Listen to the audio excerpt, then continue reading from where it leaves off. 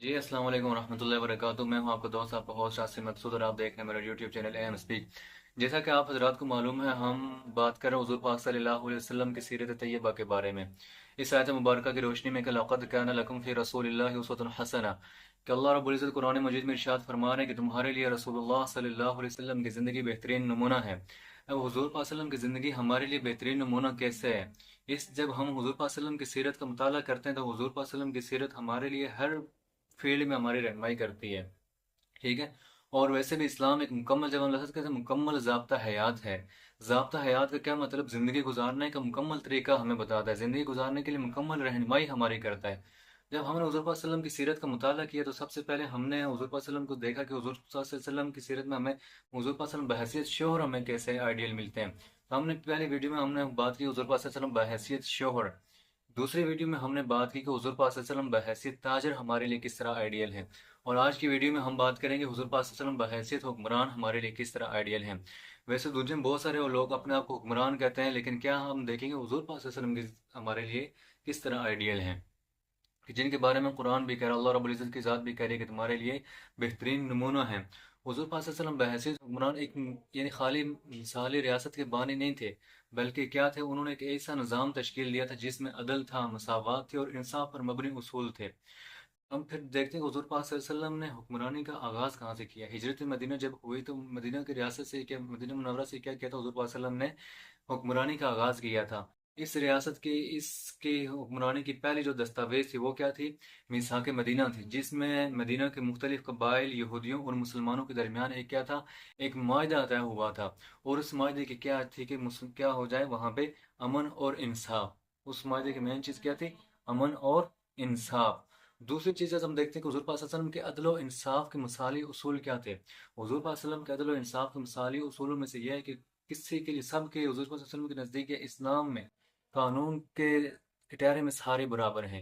اسلام یہ نہیں دیکھتا کہ فلاں کس ذات کا ہے، فلاں کا دولت مند ہے، فلاں طاقتور ہے، بلکہ ریاست مدینہ میں حضور پاک صلی اللہ علیہ وسلم کے دور حکمرانی میں کیا تھا؟ ہر شخص کے لیے انصاف کا معیار ایک جیسا تھا، چاہے وہ طاقتور ہو، چاہے وہ کمزور ہو، چاہے وہ غریب ہو یا امیر ہو، ہر شخص کے لیے کیا تھا؟ انصاف کا معیار ایک جیسا تھا۔ اس طرح کی مثال ہمارے سامنے کہ ایک طاقتور قبیلے کی عورت نے جب کیا کہ چوری کی، تو کچھ لوگ اس عورت کی سفارش لے کے حضور پاک صلی اللہ علیہ وسلم کے پاس آئے۔ حضور پاک صلی اللہ علیہ وسلم فرمایا، خدا کی قسم اگر اس کی جگہ فاطمہ بنت محمد چوری کرتی تو میں اس کے بھی ہاتھ کاٹ ڈالتا۔ حضور پاک صلی اللہ علیہ وسلم نے یہ نہیں دیکھا کہ لوگ کیا ہیں؟ طاقتور ہیں، یا اقرب پروری کو نہیں دیکھا۔ تو یہی چیز تھی کہ لوگوں کے لیے کیا تھا؟ یہ عدل و انصاف ہمارے لیے کیا مثالی اصول ہے، ٹھیک ہے۔ پھر تیسری چیز تھی حضور پاک صلی اللہ علیہ وسلم کے کہ حکمران اور عوام کے درمیان جو رشتہ تھا، حضور پاک صلی اللہ علیہ وسلم کیا تھے؟ ہر وقت عوام کو دستیاب ہوتے تھے، یعنی کہ ان کے درمیان ایک محبت کا تعلق تھا۔ لوگ ان حضور پاک صلی اللہ علیہ وسلم کے ساتھ آسانی سے مل سکتے تھے، ان کے ساتھ اپنے مسائل شیئر کر سکتے، اپنی پریشانیاں شیئر کر سکتے تھے، ٹھیک ہے۔ حضور صلی اللہ علیہ وسلم خود لوگوں کے گھروں میں جا کے حال احوال پوچھتے تھے، لوگوں کے مسائل سنتے تھے۔ یہ نہیں تھا کہ جس طرح آج کے ہمارے حکمران ہیں کہ کیا وہ عوام کو دستیاب ہی نہیں ہے، حکمرانوں اور عوام کے درمیان کوئی یعنی کہ رشتہ ہی نہیں ہے۔ حکمران جاتے ہیں 40 گاڑیوں کے پروٹوکول لے کر جا رہے ہوتے ہیں کہ کوئی ان کے پاس عام آدمی نہ آ جائے۔ عام آدمی ہمارے موجودہ حکمرانوں تک پہنچ ہی نہیں سکتا ہے۔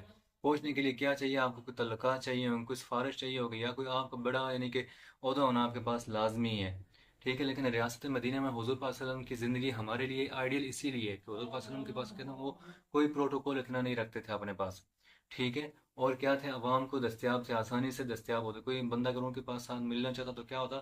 آسانی سے مل سکتا تھا۔ پھر اگلی چیز ہے مساوات اور انسانی دوستی۔ حضور پاک صلی اللہ علیہ وسلم نے اپنی دور حکمرانی میں کیا کیا تھا؟ غلاموں، بچوں، عورتوں اور اقلیتوں کے لیے کیا کیا تھا؟ ان کے لیے قوانین بنائے تھے، مساوات کے قوانین بنائے تھے، ان کو حقوق دیے تھے۔ عورتوں کو ان کو حقوق دیے، اقلیتوں کو ان کو حقوق دیے کہ ان کے اقلیتوں کو کوئی نہ کیا نہیں کر سکتا، ان کی عبادت گاہوں کو کوئی یعنی کہ گرا نہیں سکتا، ان کو کوئی ویسے بلا وجہ کوئی قتل نہیں کر سکتا۔ ریاست مدینہ نے کیا کہ ان کے تحفظ کی ذمہ داری لی تھی، ٹھیک ہے، ان کے تحفظ کی ذمہ داری لی تھی۔ اور حضور صلی اللہ علیہ وسلم نے غلاموں کے ساتھ انصاف کرنے کا حکم دیا تھا، اور حضور صلی اللہ علیہ وسلم نے ترغیب دی کہ کیا کریں؟ غلاموں کو آزاد کرنے کو حضور صلی اللہ علیہ وسلم نے ترغیب دی تھی۔ پھر آتے ہیں حضور صلی اللہ علیہ وسلم بحیثیت حکمرانی بین الاقوامی تعلقات اور سفارت کاری۔ जिस तरह के हुजूर पाक सल्लल्लाहु अलैहि वसल्लम दाखिली मामलात में भी क्या थे, अमन और इंसाफ को फ़रोग़ देते थे, इसी तरह क्या कि हुजूर पाक सल्लल्लाहु अलैहि वसल्लम ने भी खारजी मामलात में भी क्या किया, अमन को फ़रोग़ दिया, इंसाफ को फ़रोग़ दिया, दोस्ती को फ़रोग़ दिया, हमदर्दी को फ़रोग़ दिया। इसीलिए आप सल्लल्लाहु अलैहि वसल्लम ने क्या कि दूसरी रियासतों के हुक्मरानों को क्या कि खतूत लिखे, उनको इस्लाम की दावत दी और उनको अमन का पैगाम दिया, सुलह का पैगाम दिया। ठीक है। अब यानी कि हुजूर पाक सल्लल्लाहु अलैहि वसल्लम जंग जो होती थी, जंग हुजूर पाक सल्लल्लाहु अलैहि वसल्लम या इस्लाम का क्या आखिरी हल है। जब आप पहले आप क्या करें, पूरी कोशिश करें कि क्या हो जाए, बात मुज़ाकरात से हल हो जाए हमारी, यानी कि क्या हो जाए, पहले बात सुलह से सुलह हो जाए, मुज़ाकरात के ज़रिए सारी बात हल हो जाए। जब मुज़ाकरात के ज़रिए बात हल नहीं होती, फिर क्या होता है, आखिरी हल क्या होता है, जंग होती है। और उस जंग के भी उसूल बताएं कि जंग में क्या नहीं कर सकते, आप क्या नहीं कर सकते, औरतों को कत्ल नहीं कर सकते, बच्चों को कत्ल नहीं कर सकते, बूढ़ों को कत्ल नहीं कर सकते, और जो दूसरे मज़ाहिब के बड़े उलमा हैं या रहबर समझे जाते हैं उनको कत्ल नहीं कर सकते, या जो लोग आपके साथ जंग में शरीक नहीं और उनको क्या नहीं कर सकते, कत्ल नहीं कर सकते। ठीक है। इसीलिए ये नहीं कि हुजूर सल्लल्लाहु अलैहि वसल्लम ने दूसरे रियासतों में खतूत लिखे, अमन के पैगाम दिए हमेशा। और इसकी बेहतरीन मिसाल सुलह हुदैबिया की मिसाल हमारे सामने है कि हुजूर सल्लल्लाहु अलैहि वसल्लम ने क्या किया, हमेशा पहले डायलॉग को तरजीह दी है। अल्लाह रब्बुल इज़्ज़त से दुआ है कि अल्लाह रब्बुल इज़्ज़त हमें हुजूर पाक सल्लल्लाहु अलैहि वसल्लम की सीरत तैयबा को सही मानों में समझने की तौफीक